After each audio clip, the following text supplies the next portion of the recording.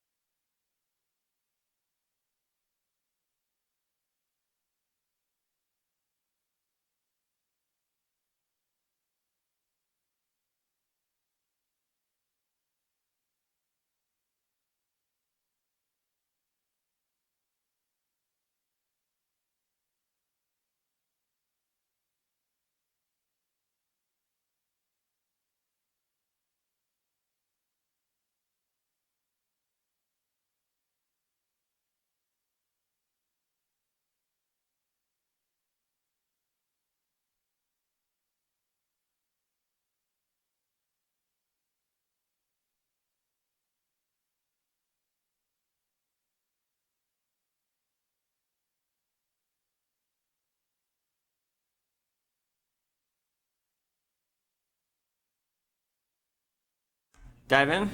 Great. I will call the Board of Finance to order at 5:34 p.m. And the first item on the agenda is the agenda. I would welcome a motion to adopt it. Move to adopt the agenda. Thank you, President Wright. Is there a second? Second by Councilor Pine. I take from the nodding head. So any discussion, any changes? Do we have any changes? All those in favor of adopting the agenda, please say aye. Aye. Any opposed? We have an agenda. That brings us to the public forum. Is there anyone here to speak to the Board of Finance? Seeing no takers, we will close the public forum and move to the adoption of the minutes of May 20th, 2019. Councilor Busher. Well, thank you. I'll move to adopt the minutes of May 20th as presented. Well, they were revised once. Actually, she tried to do that last time. Yes, yeah, they were revised, yeah. But anyways, but they're presented tonight this way, and they're Excellent. fine. All right. Seconded. Discussion. All those in favor of the motion, please say aye. Aye. Any opposed? Motion carries unanimously. Just have one comment, and Board that of is, Finance thank you agenda, and it very, went to very this, my much radio for calendar. doing these minutes so timely, because then I can happened? remember what we talked about. Look. Yeah, it's great, thank you. Excellent. Thanks for that, Councilor Paul. We would go to 4.01 for Board of Finance approval, fully within our authority as a board to make this decision. Authorization to approve $87,490 for the maintenance lights upgrades by Sequentric Energy Systems. I'll move to approve and authorize the approval as stated. Excellent. Do we have a second? Second. Great. Any discussion? Yes. Councilor Busher. I do. Were we informed that there was a problem? Because this seemed really a surprise to me, that you were all having to manually turn the lights on and off. That's number one. And number two is that since there was only one firm that responded, and that firm's from Georgia, do they have expertise for winter weather? So I'll start with the first question. We have been struggling with this for a number of years, and it has been something that staff has accommodated through a lot of hours of labor of manually checking each of the 96 parking ban lights to make sure that the integrity of the system is up, so that if there are any parking tickets issued, that they can be defended in a court of law. And it is taking staff time, precisely the time when we need it most, to tackle the winter storms. As to the second question, the winter. But you suffered in Georgia. silence. You didn't share that with us? Did you? It's been a number of years. I this? don't recall. I know we've talked to the commission about it, but I don't believe we've brought it to the council. I see, okay. Well, this is really unfortunate. I feel like this is a priority, and hopefully we could have got you relief earlier, that's all. And as to the winter weather, I don't personally know, but I know Dave Guerin has talked to them extensively about the technology, and the biggest concern he has about the technology is that it's going over cell. Okay. And so he's all paranoid that we're gonna lose cell service, or somebody, that we're gonna get gouged by the cell company or something. He doesn't have any concerns about the hardware or the housing. It's all WeatherTech housing. I mean, it's all Okay, good. standard, outdoor stuff. Okay, thank you. I'm sorry if I've done this before, but this is our assistant director, our acting assistant director, Jeff Padgett, with us, maybe for one of the first times tonight. So welcome, Jeff. You're here twice tonight? Excellent. We're putting them to work. Councilor Paul. Actually, Jeff was here for the DPW, but the budget presentation. Right. Yeah, and did a wonderful job. And you were on the commission once upon a time. I was the chair. You were chair, wow. Well, you loved it so much that you joined us. Wow, what more can we ask for? I just wanted to second what Councilor Busher said, is that, if this has gone on for like 5 years, that sounds like an enormous amount of work. As you say, at a time when you do not have extra people just sort of hanging around. I hope that in the future, if there are things like this that, perhaps there was a mitigating reason in terms of wanting the technology to catch up or whatever, but it just seems like, Councilor Pine remembers it when he was at CEDO, so I would prefer to you know, I guess there must have been a mitigating factor. There certainly has been. We had been working on trying to repair it since we were narrow banded a number of years ago. The radio signal stopped working. We thought there could be a patch. We kept exploring options, and then with there's been transition in this position, we are now able to focus on some of the proactive work that we need to be doing. So we're pleased to be bringing this forward tonight. Great. You could ask any of the people that are working with me right now, is I tell them all, just make lists, make lists, make lists. I don't care if it's got $1 million price tag or $10 price tag, make lists. I know we're not going to be able to find these things otherwise. Thank you.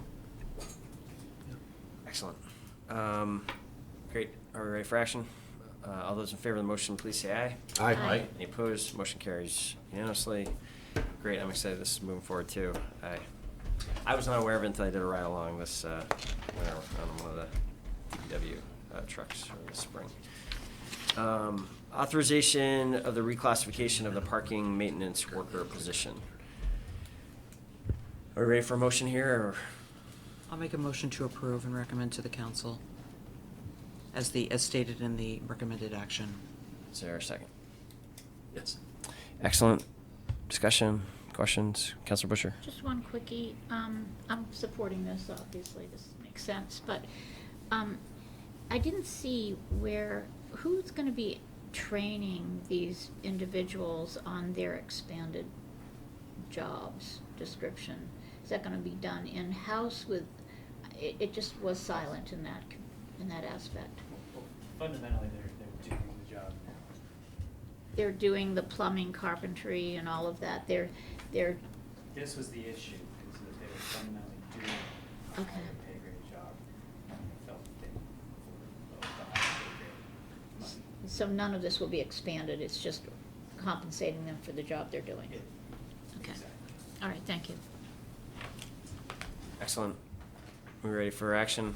All those in favor of the motion, please say aye. Aye. Aye. Opposed? Motion carries unanimously. Thank you both. Good to see you. Thank you Sharon, do to you HR wanna- for a lot of work on this one. Yeah, No, agenda, do you? Great. Thank you, Deanna. No, we don't really. Thank you. And everyone on the team involved.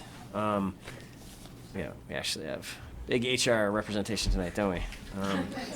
5.02, authorization to accept the 2017 local Edward Byrne Memorial Justice Assistant Grant Program.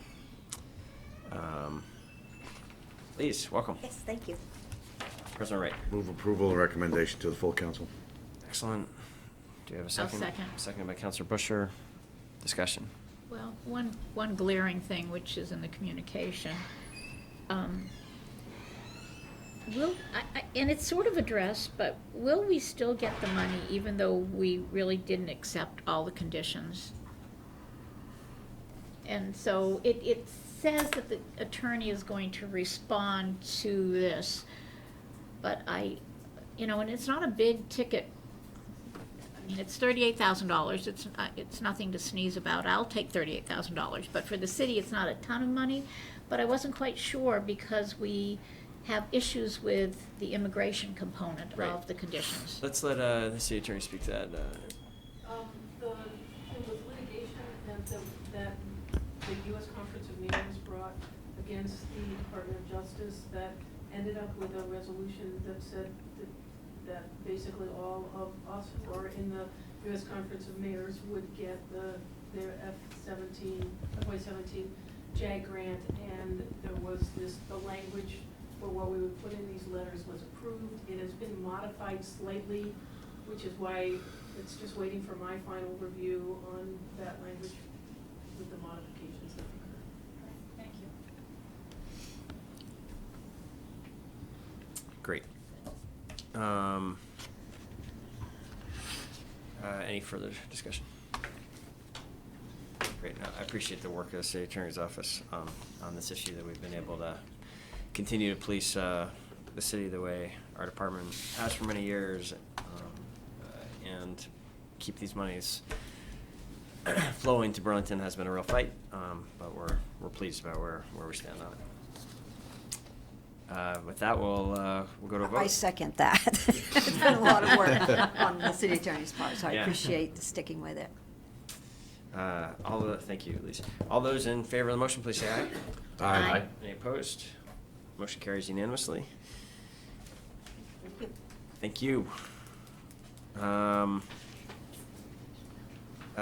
5.03 is authorization of Burlington Town Center, City, also known as City Place Burlington, and extension of the project management services contract with Jeffrey Glassberg. This company's called Renaissance Development Company. I see this is a totally critical contract for us, and hopefully the board will agree with that. President Wright. Councilor Pine and I were talking about this. What does the phrase mean that it says, for an amount up to $84,000 for the term July 1, 2019 to July 30th, 2020, and to a maximum limiting amount of $154,000? What does that mean? I mean, it says amount up to, and then another amount up to. There's already been a contract approved, so this is really It's already not there in our place. amount. So the 84 is new, so it's the 84 plus the old amount would equal that. Okay. 54. Was that? Yep. Okay, we're clear on that. Good. Councilor Busher. So can we discuss it before we move it? Because I'll move it, but then I want to ask a question. Go ahead and ask your I'll question. move to approve and recommend the city council approve. Excellent. And then, I'll but I have a second that. question. Okay. So I wanted to know if indeed, I guess this really is for, I think it's for you, Mr. Mayor. Okay. I really don't know. It would be, I read the agreement, and, I'm glad he's there, and I'm glad he's willing to continue, but would he be willing to come before the city council on some type of regular basis also? Because he meets with a bunch of different groups, and all of those seem most appropriate. But I feel like we haven't really had an opportunity to ask him about how things are going. And I feel that that's a missing component in this contract or agreement. And so I just wasn't sure if he would be receptive to that, because it's an additional step which is not He addressed here. absolutely would be receptive to that within this contract. He has come numerous times, of course, in the past, and he would be willing to come. I mean, I think it's just a question of the council, and President Wright and I have done our best to try to bring new information as it makes sense to the council. I know there have been frustrations that it hasn't been more frequent at times.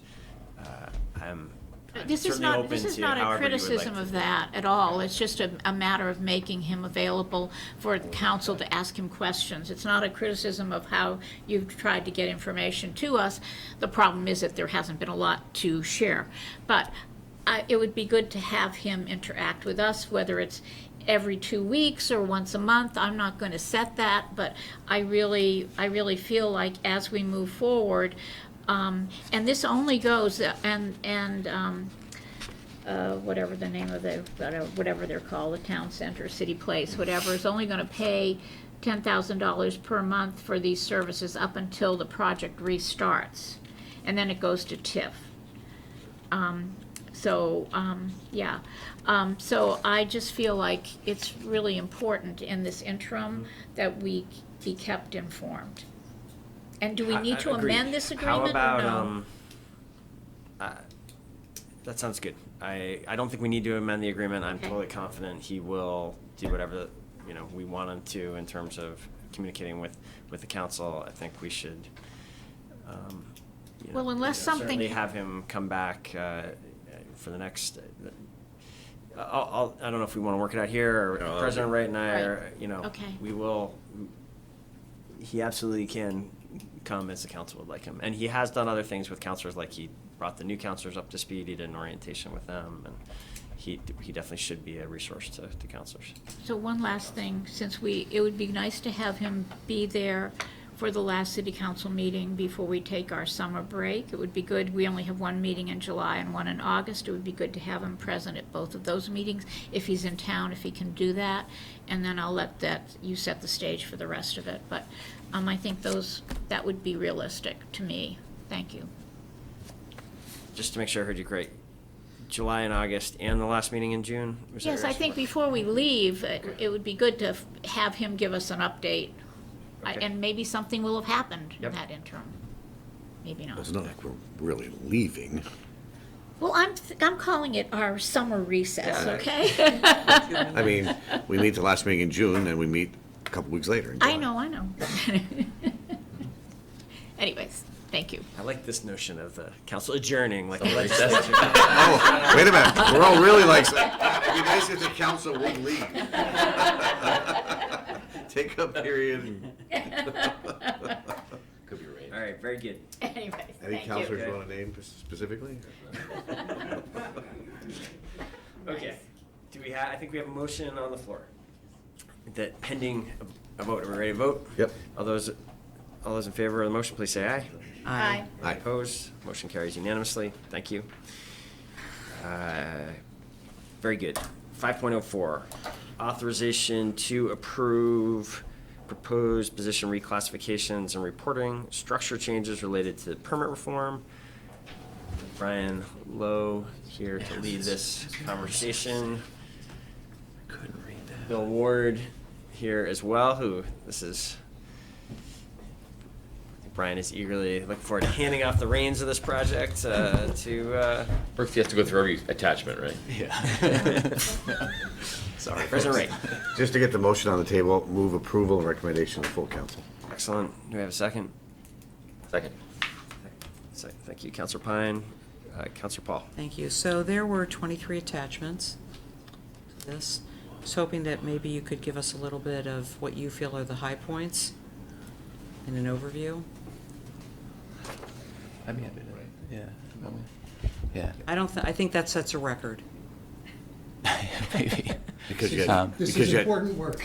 because you had, Okay. It was perhaps when DPW So was that- created, it was. So it's more important if there's more attachments. because you had each position. Yeah, because we're creating a new city department, Right. there were a number of job technically reclassifications that occurred. I think the way to think about it is that there are 3 positions where there are significant changes: the director's position, and then the 2 manager positions, the housing compliance position and the zoning administrator position. That takes care of a number of the different attachments. 17 other positions were affected by this, and many of the other attachments relate to reporting line changes for those positions, i.e., and you're no longer reporting to the Department of Public Works director, you are now reporting to the new permitting inspections director, Bill Ward. So I would say those are the highlights. The major changes within those 3 positions are changes in responsibility for the director position to originally it's the code enforcement director position, so it expands now to include inspection services at DPW and zoning, which is part of planning and zoning as it currently is in existence. And then with that position also takes on the role of the zoning administrative officer, direct appointment by the mayor per the charter change that the governor signed at the end of last month. So there's one kind of point of accountability in that department now. One department head serving in all those roles, delegating out those authorities as planned. I'm happy to go on, but I want to make sure I'm responding to questions. Yeah, I mean, I read obviously the memo and the organizations chart and some of the things that are at the very top. A lot of these appendices, I assumed were just and I just wanted to make sure that I wasn't missing something in some of the other. Oh, fair question. The appendices look at, because we scored, and I'm speaking here in part because this is Bill's position we're talking about, so I think it's probably easier for me to speak about it in that way. One of the appendices looks at a number of other communities that do permitting and inspections in a way like this, and those positions across the country, really, and how those are compensated and what their responsibilities are. The other one looks at how the city scores positions, the 3 positions that change in terms of the actual pay grade changes, and tries to create like a clear rubric for counselors as to how and why those pay grade changes occur. Thank you. Is there change? Are there changes as a result of this to the bargaining unit that represent these folks? There are 14 union positions implicated by this change, but those are, I believe, to a position, reporting line changes. They are not impacting the job functions. So no shrinkage of the bargaining unit or growth of the, every number stays the same? No, there are two positions, one in DPW, a current third customer service position that's being held by a temporary employee, and a currently vacant management position in the new department that could be reduced in the future, but that's not contemplated here. We don't know how the new department is going to operate well enough to make those choices at the outset. But it is possible that I come back to you in the fall looking to change or restructure that department. Currently, we're keeping them but not filling them. Thank you. Councilor Busher. So, I have a lot of questions about this. First of all, starting with easy ones, are we eliminating the code department? And if we are, probably should say that in the resolution. That could be simply, but is it going away? Because it's referenced that you're moving from code to the new department, from code to the new department. So that department code is really gone, is that true? That's correct, but essentially, it starts with that department and the other teams are joining it, so the actual people doing the work and the work that we're doing won't change, but the No, I name understand that, the name but- of the department. Yeah, and I think will it. no longer be a code Right, I enforcement think that should department. be cleaned up. The other thing, let me just look at this.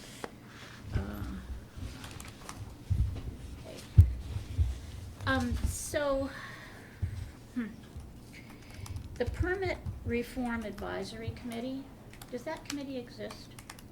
Yes. Okay. Okay, and who makes up that committee? There are 5 individuals who I think were originally appointed by resolution in 2017. Sorry about that. I don't know. It predates my time in this role, but I think it was 2017. It had met monthly. It's meeting less frequently now, and it meets because these are individuals who either have a legal or architectural or property owner. They have some insight into the permitting system, and I think Councilor Hartnett at the time had been a strong advocate for creating this committee because he wanted members of the public to oversee what the city was doing as well. He wanted people who would be directly impacted by permit reform to be watching and observing the reform effort. Okay, thank you. For some reason, that didn't ring Bob true. Duncan, Celia Daly. Yeah. Sorry, that's Steve probably a better way to Lipkin, do it. Steve Offenhart. Yeah. So, and who appoints them? I think council president did at the time, right? I think that was an internal decision, so I think that was the council asked us to create the committee, but that it was internally decided. So my 2 cents on this is that since this committee is going to really be between the Planning Commission and Permit Reform Advisory Committee, we might want to look at that committee makeup because we've created this new department. We might want to see if we want to augment it or whether we want to keep it the same. I'm looking to the departments that know more about this. It's not something I really know. If it's adequate, so be it, but I'd like to understand how people get off and how people get on. That's the kind of question I have for that. Can I just stop for on that topic? I'll just say that there are 2 other members, Bruce Baker from the Planning Commission and Tiki Archambault from the DPW Commission. Okay. So I think, I need to know are they staying on that? And what if they step away from the Planning Commission and DPW Commission? I guess those are the kinds of questions I have. So, that's fine. So my real issue, and I did call Beth in advance of this meeting, and the reason this really came to the forefront was that we've created some new positions, and one of them was in CEDO, and one of them is right under the new head of CEDO, and that salary range was pretty significant. And when I looked at the salary range for the new head of this department, I read the packet and I printed these out and I looked at who you referenced for, the communities you referenced. It seems that I'm more concerned about fair compensation within our city. And I'm not looking to, if anything, Mr. Mayor, I'm not looking to spend extra dollars. But it was problematic for me because I think that the new director has a lot of different pieces and parts, especially taking on the new zoning component, which is not something that you have done. So there are a bunch of different groups coming together, being reporting to you. And I felt that I was not comfortable with this, and so I just needed to be honest with that. I just felt that this was seemed inconsistent with what we had done with another department. I wonder, and I mean, I may defer to my HR colleagues on this, but I think in that specific instance, the CEDO has estimated what they think these positions should be and what that compensation range should be. I don't think they've actually scored it through HR to this point. So it may be it may not be an apples to apples comparison in the sense of, I don't know if CEDO's estimate will come out of HR at the same level that it is now. So that's problematic to me also, but thank you for sharing that. When I looked at the if I can just finish up with this, when I looked at the various salary ranges, there was only one of them really, which was from Middletown, Connecticut, really talked about a planning component. A lot of them had other components in the brief synopsis that was provided as far as what the job description was for what you did the comparison, the chief building official, code administrator, etc. But there was, and that person made about the same salary range as what you're putting forward. But then there were other positions that seemed to be more, and the chief building official seemed, I really don't know. Once again, I can't really tell from that sentence who they oversee, the size of the department, but some of these others had higher salary ranges. And anyways, I'm just worried about comparability and complexity of jobs and how we compensate people in this city, and it's troubling to me.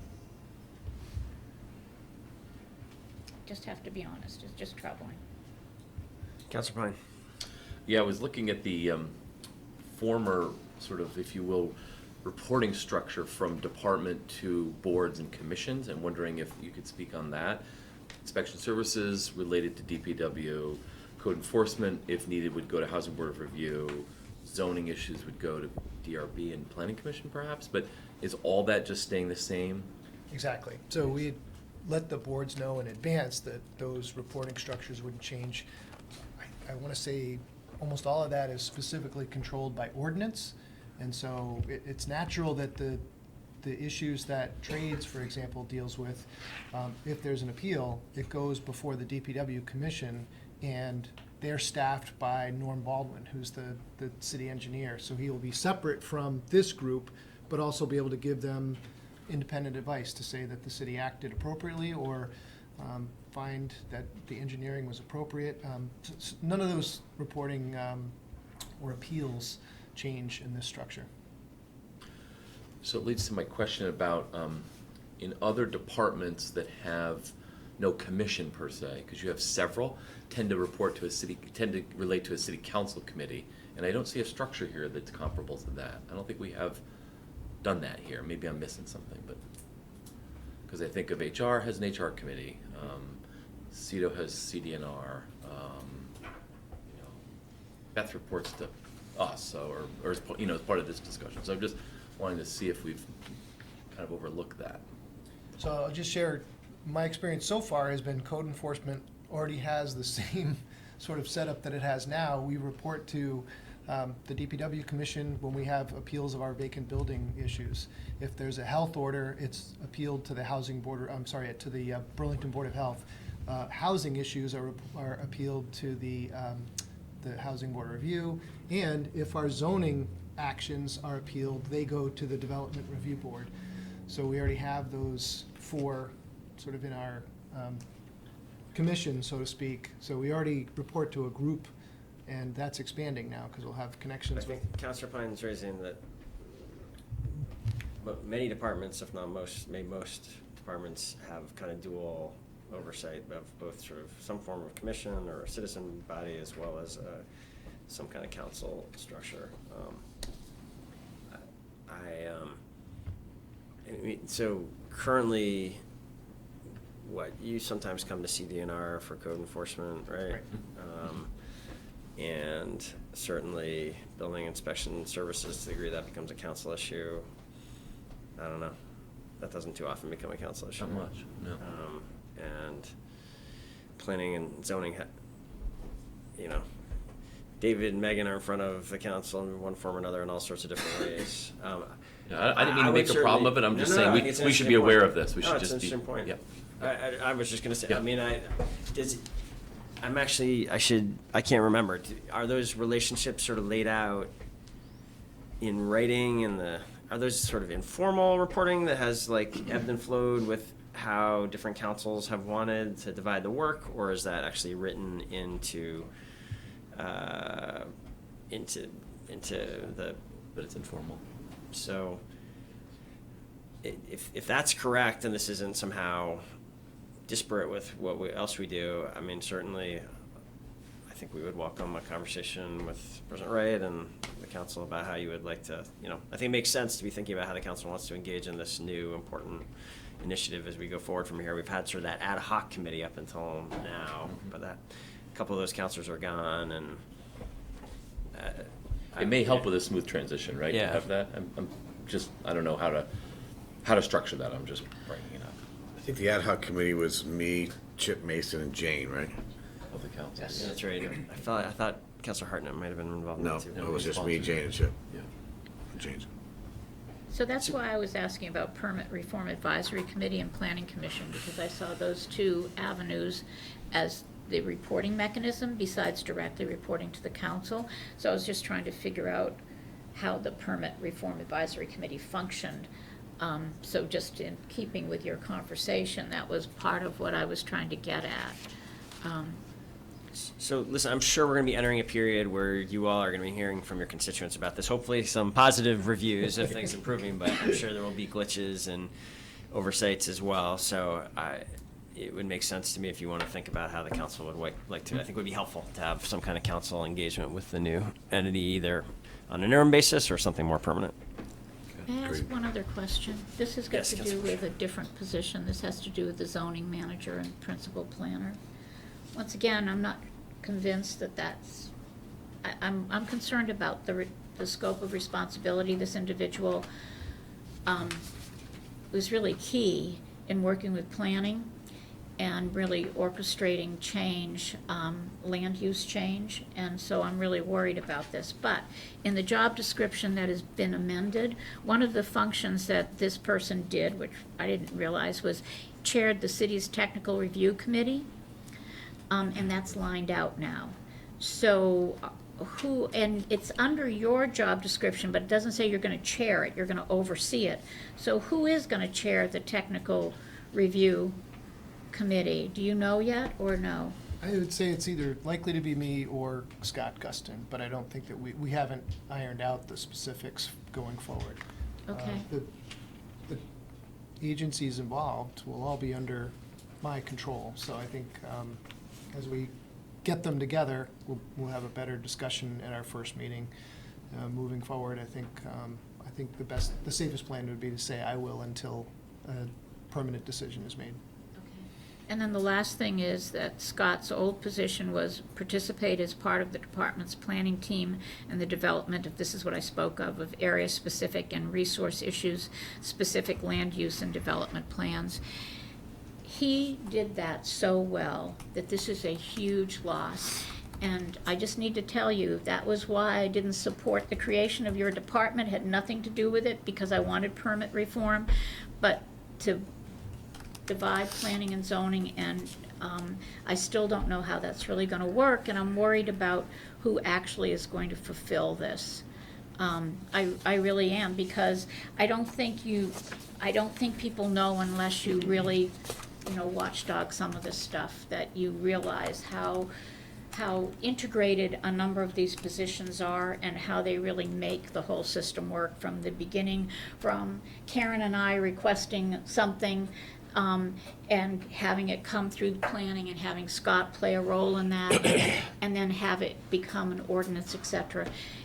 So I have some real concerns about that. And I'm worried because he now has to supervise people. So even if he wanted to do that, I don't think he has the time that he could do that as well anymore. So that's my concern.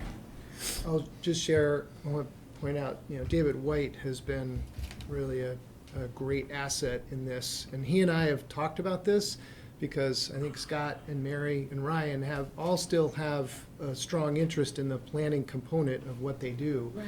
There are no walls being built between our departments, and since they've already been there, there's going to be a natural connection to that. They're not prohibited from being involved and from providing guidance to David and his team when asked, and they will still be participating in meetings, but it's removed from us as a specific item on their job description for exactly that reason, because they're in this department with this expertise. But that's part of what was missing before, where we had people in a siloed effect.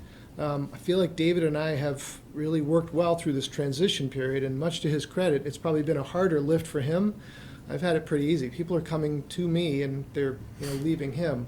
But he's been great, and I think that's going to continue. He's a strong leader, and I think the team that he's giving me has great value, and they're going to continue to use that. I think from a development perspective, they want to continue developing in the planning area. I agree that there's a concern, but immediately I would say they will still be active in that role. If I could just jump onto that, thank you, Bill. I think, Councilor Busher, there is a change in the text of the job description, but there is language in here about representing the department in collaboration with the city planning and policy staff to development of land use plans and ordinance amendments. That's the connection that's in the job description, and it's up to us really beginning right now to build the institutional relationships as to how do we actually continue that workflow so that both Scott and Marion particularly are actively engaged, particularly in ordinance development, but also, related to plan development. Scott's work in the open space plan, Mary's expertise in historic preservation going forward. So I have one last thing, Mr. Mayor. I don't want to vote against this because I really think a lot of this is spot on, but I really do have problems with the compensation for the department head. So what I'm wondering is, because this is all new, if indeed the motion could ask that HR at the end of a year relook at that job description and make sure that and the duties, et cetera, and the compensation are correct, and also look at how we've made a lot of changes, how other departments are being compensated with positions at the same level of complexity, and just make sure that we're not straying from what we say about our city as being fair and how we compensate people. So if that's acceptable, I will be able to support this, but I must admit I'm concerned. So, thank you. Sharon, is that the end of the first fiscal year that you want that done? At the end of, so it's going to start July 1st, so, by the end of next year, I would really appreciate it you've had a year now and I know that's not a lot of time, but it's enough time to figure out if the duties are really as described on paper, and whether they've been added or changed, and I think that at least I feel better about having someone relook at that and make sure that we have compensated and classified these positions correctly. Thank you. Well, thank you, Councilor Busher. I appreciate both the attention to this and your flexibility on seeing a way to go forward with it. I too had some questions about the compensation, and that I'd had those questions satisfied. You're raising them further. Certainly, I think to me suggests that it'd be wise to keep looking at this as we, it is something new, and if the job evolves from what's anticipated. So if you want to was that a motion with that?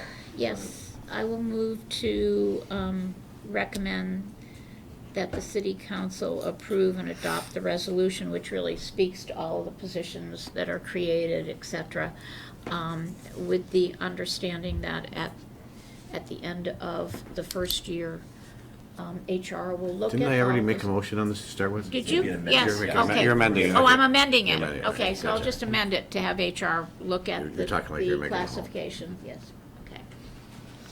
Good. Is there a second for that amendment? Second. Great. Any discussion of that? I think we're comfortable with that, right? So, so all those in favor of the amendment, please say aye. Aye. Opposed? Motion carries unanimously. Now we're back to the underlying motion. Any further discussion or thoughts? All right, let's do it. All those in favor of the motion, please say aye. Aye. Any opposed? Motion carries unanimously. Thank you both and everyone else who's worked on this, HR. I know that's why the big HR delegation tonight. I know that 23 attachments is a sign of how much work went into this.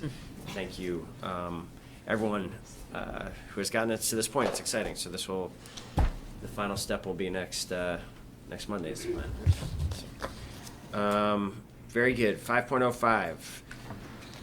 Authorization to approve court diversion contract number 38384. This is another big time-consuming initiative that a lot of people have worked on leading up until now. President Wright.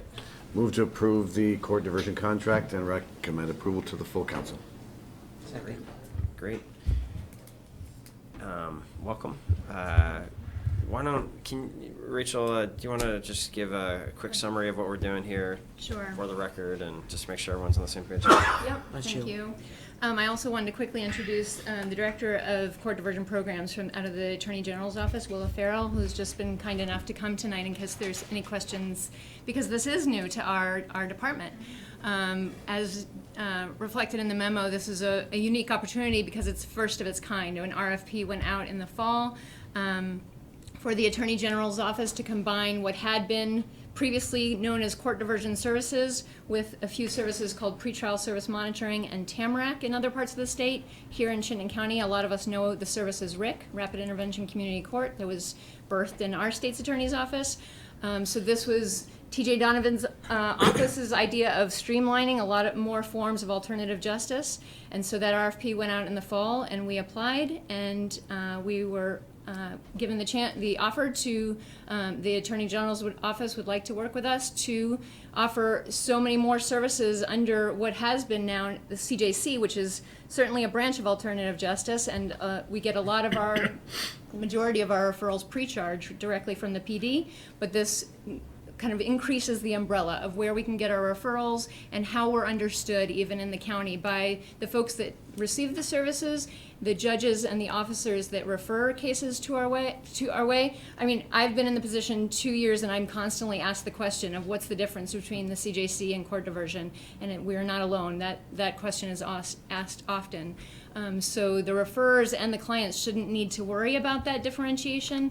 So this is an opportunity to provide these services under one roof. Great. Well said. Well summarized. This is good. Great. Councilor Pine. Can you explain the fee for service and how that works? I read it, but I just need to. Yes. Is that a guaranteed fee So for there's service? statute that lays out the cost of each of the programs and offers a sliding scale depending on income. So that's done through different. It's different. Generally, the range is $175 to $300, but there is that sliding scale. So somebody can pay up down to zero. But it is also a part of the financial model of court diversion statewide in terms of how the various organizations or entities that offer it fund the whole service. Is there anything you would say in addition to that, Willa? I just would like to note that fees fees are collected under state authority, so it's considered, we need to include it in the contract as included in the maximum amount. We include a generous figure. This was a figure that was higher than the one that Rachel and David had originally projected, frankly, because that avoids us having to amend the contract should the CJC collect more fee revenue than is needed. And in the first year, with the change of service provider, it's difficult to really budget what the fee revenue will be. And so if the fee amount exceeds this, that would be an issue, but it probably very unlikely that it could, right? It's unlikely to be an issue, I think, and it's not an issue, it's just an administrative amendment process. Okay. But it takes time, and we just rather avoid having to amend it. So does that fee cover operating costs for the program? Is that ultimately what it's used for? It's included in the whole package, yes. Yeah. Does it provide additional, does it augment the budget for CJC at all? It's included in the total budget, so I wouldn't say that. And if it's higher, it might. Might, but this is the amount, so, okay. It is all, like Willa said, it is a bit of a, it's not total guesswork because you had past data to go on and you have the statute in terms of, it is based on estimates of how many referrals and where their salary, their income would be. Yeah.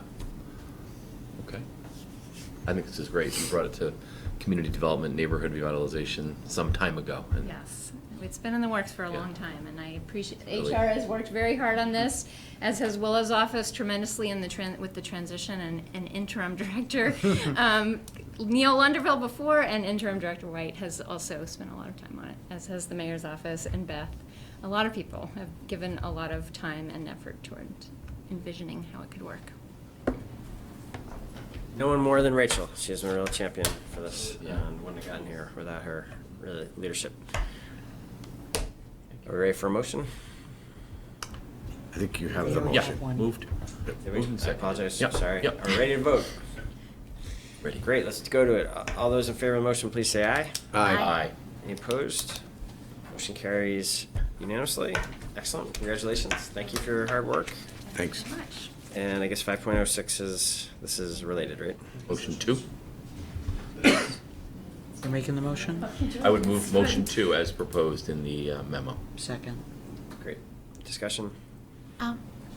So this is the authorization of creation and reclassification, is that where we are? Okay. So I had one quick question. In the other memos, it said, so there is a job that went from non-exempt to exempt, so does that have to go to, do you have to notify the union on this? It was a non-union position to begin with. It's a non-union position, thank you. I thought so, but I Yeah. couldn't figure that out. Okay, thank you. Thank you for that. And then, I had a hard time with that little court diversion and, service budget. Some of these positions, some of the titles were a little different, yeah, so I had a hard time making that comparison. And some of the dollar amounts were different also, because I figured that there was some flexibility in this. So I'm not bent out of shape, but I think I made the right, I mean, sometimes it was really easy to mix and match, but the other times I wasn't quite sure. And the caseworker assistant, I didn't know where that person That's the came from. assistant service coordinator. I Okay. apologize that we didn't revise the budget from, this went through many renditions once the AG's office came to us with their final offer, or at that time, their initial proposal, and we went through, and I didn't go back to revise the case positions as we then created the job descriptions and had them graded, and Okay. the budget was accurate at that time, although we did receive great news tonight that the AG's office is gonna be offering us more than we originally banked on. So the budget might be going through some addition. It won't be. It's an additional it's additional money. So which is Okay. great news. Okay. So that final number was correct, but I apologize that you're right. That's the job okay, you don't have to description means- apologize, I just wanted to make sure, but the only thing I couldn't figure out was the caseworker, so It's now you've service explained. coordinator. Okay, perfect, thank you. That's it. One more follow-up, sorry, if I could. Go ahead, Brett. Received tonight. It may be obvious, but in reading the Sorry, just memo. hold on one second. Yep. What was that? Beth is just letting me know that because we just received this news that I don't know if Willa wants to speak to this either, but this was something that we needed to wait until the legislature passed its budget for the AG to be able to have a final number that they had to distribute statewide, and we did just receive the news that that number will be 100,000 higher. So 505 should be 520,000. instead of 420. Yeah, because it Is that correct? says maybe equal or greater than, I've never had something I say know, well, this has equal or been the greater. conversation between Willa and I the last several weeks. It's is been a we- moving target. We for- couldn't bank on it until we had the final word. So this has to get final council approval, so you'll just change that before it goes to council? Okay, Right? You're going council Wonderful. this week, so. Okay. She said, wanted to be upfront Yeah, with that. yeah. So we wouldn't have to come back to you for Right. saying. I get Okay, it. great. And this may be a very obvious, this may be obvious, but do court diversion staff still work for court diversion under this scenario? Or do they work for So CJ? currently, they're still working for the Chittenden County Court Diversion Services that has the nonprofit, has staff, and then they will, they're only employed, I guess, through June 30th. And then we will put out our positions, description, we'll post all of our positions and they can choose to apply or not. Oh, they'll have to reapply for their job. Yeah, yeah. Okay, okay. Good. We ready to vote on this? All those in favor of the motion, please say aye. Aye. Any opposed? Motion carries unanimously. I would not be happy to do that. Great, thank you. Thanks very much. Okay. We have 3 more items that, none of which require action, but, of which, I think we're gonna want at least a little bit of discussion on each of them. Excuse me, first, 6.01, report on purchasing savings. I know this is something the board, has been interested in update on, in particular, I think Councilor Paul has always had a longstanding interest in this. And I thought this was an exciting report, and, do you wanna summarize it quickly, All the savings. Rich or Beth? Okay. I'll start. So the purchasing memo is rather lengthy because it's a recap of what we've been working on. Also shows where our focus has been. At a very high level, the savings is, $1.4 million over a 2-year period. That's actually was achieved by, collaboration working with the different departments. A lot of work, hard work directly from, down in Shanto, Lisa Roach. Beth Anderson was very supportive in what we were looking for, the biggest areas of savings and the direction we wanted to go, and has supported us in making sure that, we would get the appropriate approvals and keep things moving, and I think that we have been successful. The savings are coming from many different areas throughout the city. Not all savings here is directly related to general fund, so the saving that I am discussing is related to citywide savings. I do think it's a good start, and if you have any questions, please answer. Great. Everyone, let's get in on this. Councilor Busher, sorry, your hand first. Okay, so, anyways, just great, wow. Any luck with schools, but wait, because I also have a request. I think you and whoever else you want to bring with you should do a Vermont League of Cities and Towns workshop on your savings and insights. Because I can see this as a postcard and, going out to every community on what you did and how you accomplished these savings. And maybe in smaller communities, it's a no-brainer because there's just one purchasing area. But for some of the other communities of size, and there are a few in the state of Vermont, I think these insights, I think what you did was remarkable, was really good, and I think the state would benefit. So that's what I have to say. Thank you. But any luck with schools? Because it's sort of silent here. We always struggle. We continue work. Eventually, I think there's going to be some time where they're going to jump on board. So I do think in the future there's greater opportunities. When we do go out to bid, we always try to bring them into the mix. We just finished up, as you know, a fuel RFP that's not part of this memo that was savings. We've been working with 3 different rubbish removals to find savings there as well. I think that's going to come together perhaps in the next, I'm hoping within the next 6 to 8 weeks. And then we just, piggyback off what we saved and come up with new ideas to continue to save money. It's great. Counselor Paul? Yeah, so, Counselor Busher said, great, wow. This is great, wow. Just wanted to mention, I thought it was interesting that, of the larger figures, the selection of the new actuary was one of the, was one of the stars here. And I think that just shows how important it is to bid major contracts like that. I think when we're probably through with the next audit contract, we probably should try to do that, and maybe more aggressively than we have been. Perhaps there is a savings there in addition to the fact that we've had a good auditor, but I think we might be able to do better financially. And then also just wanted to say that in the background information, you had said that it was a resolution in 2013, and I just can't let this go without just giving kudos to the person who really started this, and that was Counselor Vince Brennan.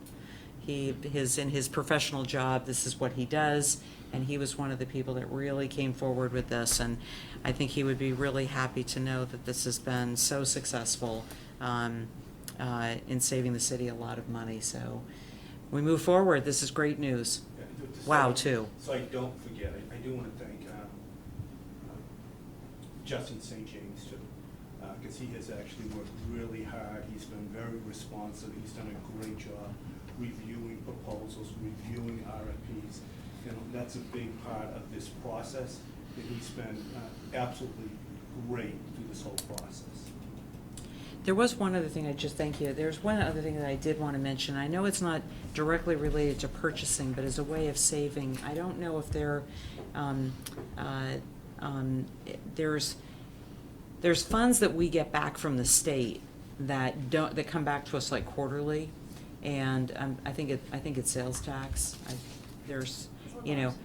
Local option. And I've always wondered, we've had this conversation before. I know it's not the same thing, but in terms of money that we could get sooner or quicker, has there ever been any further conversation about getting that more quickly than we have been? Okay, the interest. Yeah. Look at that because they also charge us fees for doing some of the analysis for us that we're questioning. So we're customers Oh. Okay, all right, because I've always felt that there was something that we could, after all, they really are holding on to our money for a fairly long period of time when you think about it, and it's no small sum, so, thank you. Councilor Pine? I just wanted to say that the outcome, the fact that, tried this 2013 and had mixed success, this actually, believe it or not, this idea was promoted by a guy named Doug Hoffer when he was hired at CEDO. He tried to get city departments to do this, and there was such a fiefdom in city government that you couldn't accomplish it when we were a commission-led system of government. We didn't have accountability. The mayor didn't, other than setting the budget, didn't appoint department heads. So this is one of the outcomes of leading to a more streamlined, some would say centralized, and I think in this case, the taxpayer is benefiting from this. So I think this is great. Nice. And Brian, Thanks for this great work. And Tim Ash and I brought forward the resolution and tried to work with schools on this before Vince Brennan got on there, but Wait till we they see how failed. successful this is. They'll jump on. They'll be calling Well, Rich. Well, yeah. Sometimes it just takes that window of opportunity to make it happen. So, but then Vince brought it forward and gave it new life, Yes. and I don't want to diminish how important that new life was, so, yes. I just would like to give Rich credit. He has coached his team to the point that they can't pay an invoice without thinking about how they can save money on the invoice, and it's been amazing. He's trained them really well how to get money out of fees that we're paying the banks, how we use it. So it's every day they're pouring through POs and doing analysis of data to find new opportunities. So. Great, well, thank you. Great work. I'm serious about that workshop, though. I'm serious that you have some good insights, and I think a lot of people could benefit. And I'd love to see your face on a postcard, too. Okay,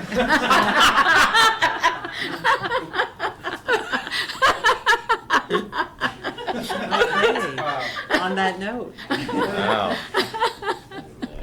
All right, excellent.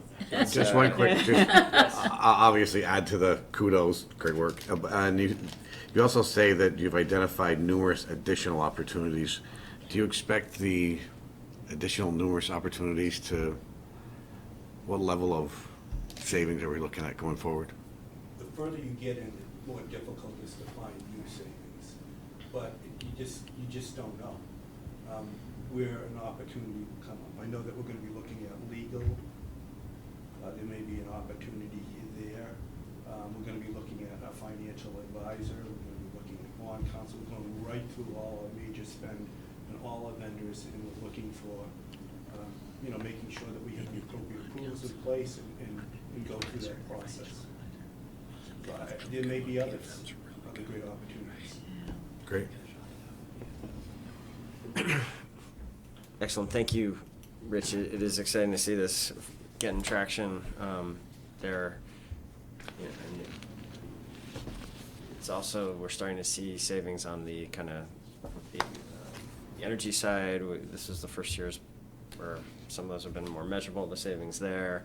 You add that to the savings being generated by our collective action, the clerk treasurer's report, or the clerk treasurer's office around the savings because of the credit rating upgrades, and you add it all up, and it's a significant amount of money that a lot of which is recurring and kind of compounds over time. So it's exciting work. Thank you. Thank you for everyone who has been involved in bringing focus to this for a long time. Okay, so let's talk about 6.02, and listen, I apologize. I think this didn't get out. The actual memo backing this up didn't get out till today. There was sort of a miscommunication there. My fault that it didn't get out to you guys earlier. But the topic is one we've been talking for some time now. So I think, summary of where we're at, we have kind of cut back from the 3 or 4, really 4 different things we've been talking about adding to the CEDO/planning budget in the coming year. We're down to really just 2 things.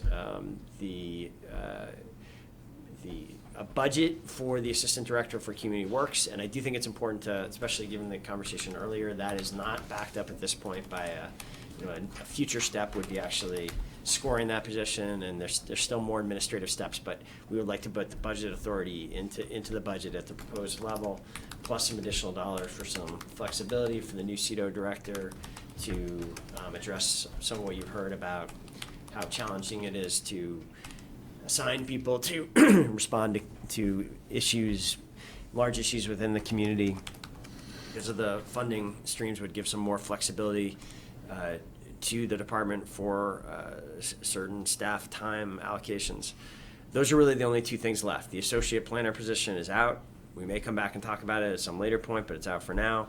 The urban designer or sort of architect position is not being proposed here at this point either.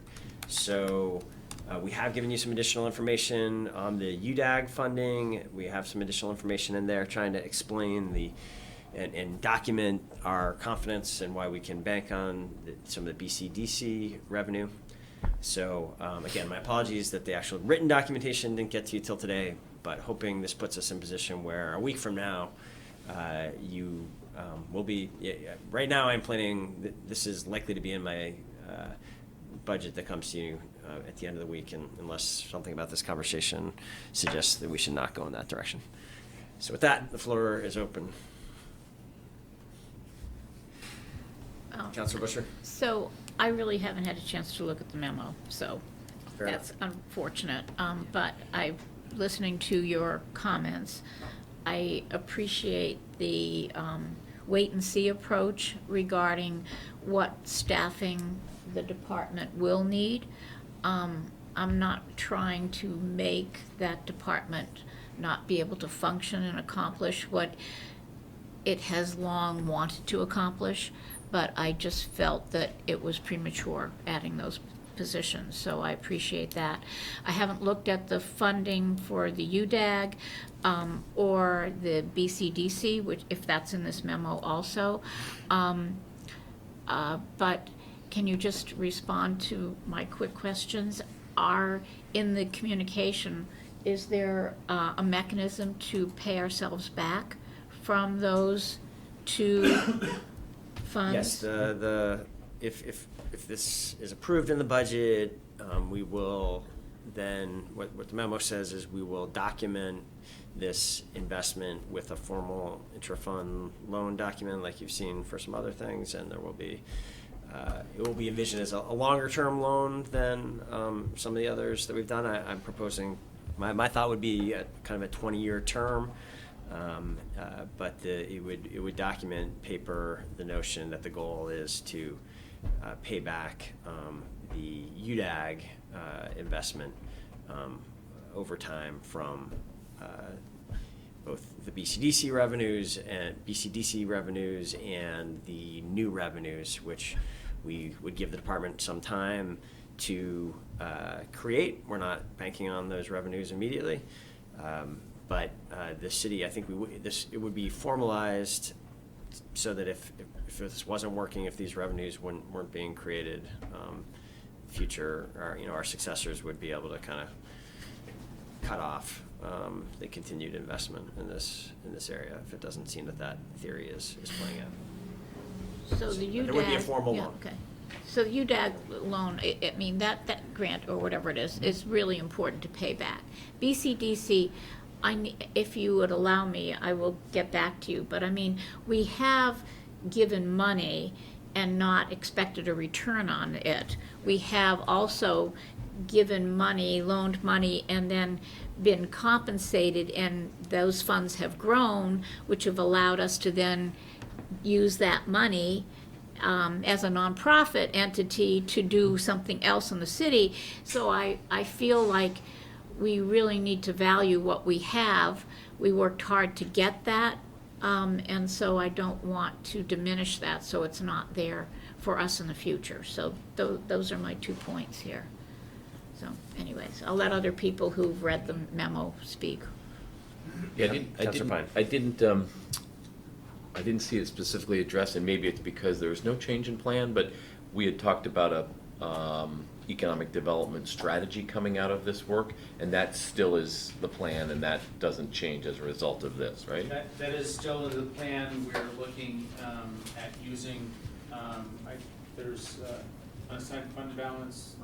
Last year's that's being carried forward. Oh, jobs and people study. That money would carry forward? And to That's carry it. forward, and then potential ask for next year. But we're also looking into the EDA source that you mentioned at a previous Great. meeting. Okay, great. So we'll get started on that work probably come winter time.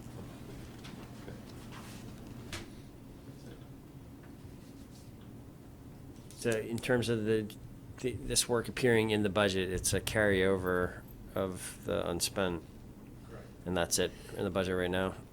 And It's 25,000 for the jobs, Mhm. jobs and people study, excuse me, yeah. It's really a phase Okay. one of the economic development strategy.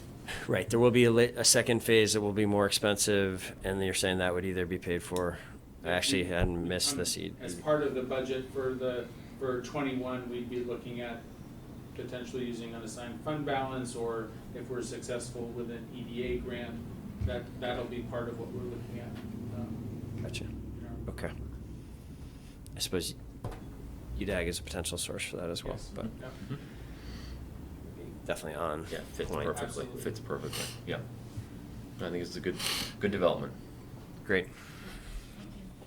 All right, so no votes tonight unless anyone else has burning comment on this. We'll move to, I guess this was just, I don't think we have a lot planned for this 6.03 draft FY20 budget unless you all had anything you haven't had a chance to say up until now that you want. The What's one that? thing that's different is the tax rates now should be final. We've finalized the retirement budget and the local agreement. So the one that is the master tax rate projected is now, That's the final. There's one of the documents is actually the tax rates. Is it called tax rates master projected? Is it- Yeah. Yep. so that one is no longer projected, it's That's real, final. that's, Okay. Unless Yeah. we have any big surprises, which we have no reason to have any surprises. It should be that 8.8759. President Wright. Can you talk about where we are with the report from the Senior Center Study Committee with the request for the additional $26,000? The $58,000.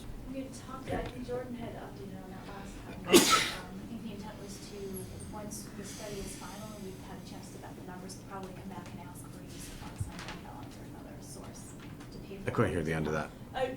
There would likely be an ask later on to use fund balance for that, but I think the study group we've not had a chance to complete their work, that we're fully confident in the numbers and the need. So we have the higher level, the FY19 level is replicated at in FY20. 58,000. The late breaking request for an additional 26,000 is not in the budget now, and because, not that there's discomfort with, funding it at that level necessarily, but because that proposal hasn't even fully been received. It has now been just recently received.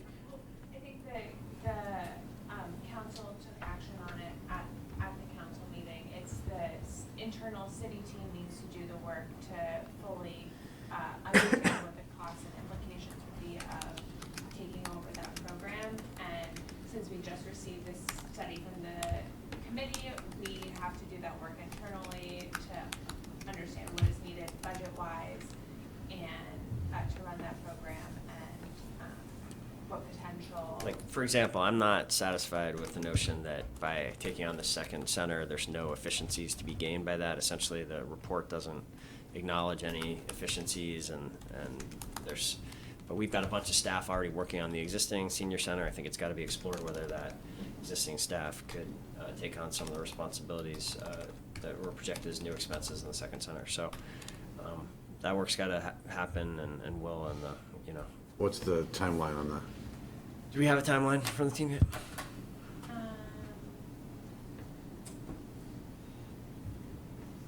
Hopefully towards the end of the summer, I feel like we'll have done a sufficient amount of work internally to bring forward something for the council to consider. That we'd have a budget amendment? Yes. If, I'm all in favor of finding efficiencies, and if there's a way of cutting the the cost of that, but I don't want to leave them hanging, and as soon as possible, if whatever money is needed. I mean, we've found money for lots of other things. I want to make sure that we do the same for the senior center. So, Mr. Mayor, when we had this conversation before, you had said that you would entertain the additional dollars, but you also said that you would do that as a form of a budget amendment. And that's, I think, reflected in some set of minutes. I didn't resurrect them, but I'm pretty sure it's there. The question I have is, does that need to be part of the budget resolution, saying that those additional dollars will, if needed, will be addressed in a budget up to that dollar amount? Do you understand what my point is, so that it's documented? I don't know whether that's necessary, but it certainly might be the way to, I think that people that really care about this want to make sure that won't be forgotten, and so I'm just throwing that out there. And Sure, I think I understand what you're saying, Councilor Busher. Why don't we look at whether there's a way to add that, acknowledge that little sentence. I would appreciate that also. Yeah. Okay. Yeah. Budget resolution. Yeah. But I do think, just in fairness to our team too, like I think, there's some real work that has to happen before this is ready to be approved. For everyone's sake, I mean, there was this kind of late development that we want to keep two different entities, or the committee recommended keeping different entities, with the senior center continuing to exist as an ongoing entity with certain responsibilities, and the city taking on other responsibilities. All that, I think, before it can be properly acted on by the council, needs to be just vetted a little bit and fleshed out and documented, so that there isn't a misunderstanding between the parties about who's responsible for what and what gets done. So that's why I think it is going to take a little bit of time, but I like the idea of acknowledging that this work is ongoing and that there's an intent to come back during this, in the upcoming months to try to resolve this issue in a budget form if necessary. So I have one last question. Are you, Yes. are you going to adjourn? Is that what you're planning to do? Or are you going to move on to another topic? I believe, once we're done with this, my plan had been to adjourn. Okay. So that is next on the agenda. You have other thoughts? No. Bring up something else. I just wanted to, are you going to talk more about the budget, though? I have nothing more to say about the Oh, budget at okay. this point unless. Because we just had it on here as a last. Right. Right. So I'm not quite sure where we stand with, so we got this nice chart, which of the investment of unassigned fund balance, but I don't know where we are with all of that. Some of it is new money and some of it is what we did before, and so I'm not quite sure how that pertains to your budget, and I'm not looking to, I want to go home and, never mind. I don't want to stay here all night either. But. Are you sure? Yes, I'm sure, but I want to make sure that we're clear as to what dollars are supporting the budget that you're going to present. That's my point. And then the BT funds, whether or not, we discussed that before, and there was a discussion about, if I understood it correctly, of using the unassigned fund balance and delaying that until we had our meeting in July. But I don't want to leave here with the wrong conclusion. So could you just speak to when we're going to, how we're going to look at this, or what in these charts are necessary for your budget, and what we're doing with the BT funds? Okay, that's it. So the, I don't think you'll be surprised by what the budget will have for the most part, with respect to, the unassigned fund balance. It's certainly our assumption is we are moving forward with all of the stuff that we've been talking about that was, necessary to keep the tax rate at the lower level. Right. I haven't heard really, I don't believe that we're planning on amending the last version of the chart that we gave you with respect, nothing, I didn't hear pushback against, I don't think any of the items so strong that it seemed like there was not going to be support to keep that on the budget. If there's stuff that people were looking to see come out, that, I think at this point I had not heard anything making me think we were going to come out. The big unresolved question, I understand not all counselors like the way we've proposed using the BT funds, and I guess we have not entirely decided yet as to whether we're going to make an adjustment. I'm uncomfortable with the idea of to keep all of this in the budget, to keep both the tax rate buy down and the snowplow amount and the sidewalk plow amount in the budget. And not use the BT funds would require us spending down the unassigned fund balance virtually to the or committing to it virtually to the target, and I'm not necessarily comfortable with that. So I may keep it in there as I proposed. I've sort of kind of out there having publicly announced this for some time, and if the council chooses to go in a different direction, I would certainly, this may be an area where the council needs to take some kind of action if you wanted to go in a different direction. So one last statement, or Yes. question. If everyone looks at the pages, the 5 pages of this unassigned fund balance, the new requests, am I to assume that those are we've acted on those? No, we have not acted on them. Okay, all right. So I just want to make sure I understand what No, we're doing. we did give, one of the documents was an update for you, just the status of stuff that you had already acted on, just informational purposes largely. But no, the new request for use of unassigned fund balance, June 2019, this would be new authorization approved in this budget. And that's pages 1 and 2 of that. And what about purchasing the DCA building? So we have the possible future needs, we have no specific requests that. Those are possible future needs, okay. It's just sort of to give you a sense of what else might be on the list someday and what. Okay, all right. So you know how you might use a budget amendment to deal with the senior center? I would like to plant the seed, Mr. Mayor, that you could use a budget amendment after the meeting with the city council, if the city council decided to use the BT funds, and you could swap out the unassigned fund balance monies for BT funds. At a later point. Wink, wink. That's what I think might be the way to proceed. I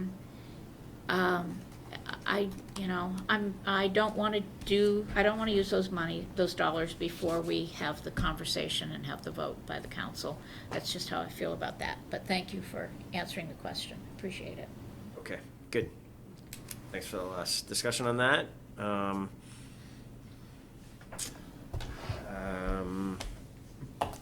I think I share Councilor Busher's Okay. perspective on that, definitely. I think I think it's an important conversation for the full council. I've said that before, and I'll continue to feel that way. Yeah, I have as well. I mean, I think we and are. I don't think that it's something that we need to delay. I mean, we can have this in reasonable order and Right, move forward. Next Right, week. exactly. Yeah, right. Yep. We're all in agreement, Yep. which Okay. means we're ready for you to take the next step. Very good. I will take that next step by adjourning us at Thank you. 6:54 PM. Thank you all. Thank you. Great. Before Sharon